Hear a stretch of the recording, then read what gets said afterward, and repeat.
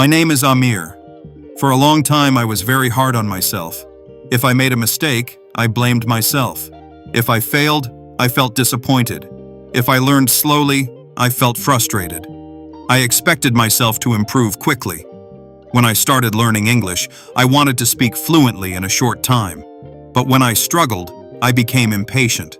I told myself, why am I so slow? Why can't I learn faster? Maybe I am not capable. These thoughts made learning more difficult. One day, my younger cousin came to visit. He was learning to write. He held the pencil carefully. He wrote slowly. Sometimes his letters were not clear. Sometimes he made mistakes. But he kept trying. His mother encouraged him. She said, "It's okay. Try again." She did not criticize him.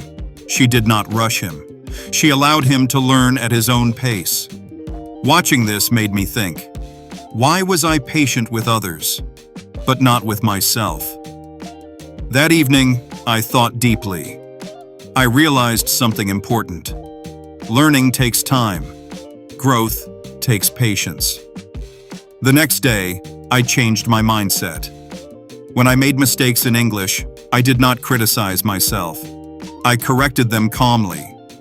When I learned slowly, I reminded myself, progress is still happening. Days passed, weeks passed. Slowly, I improved. My sentences became clearer.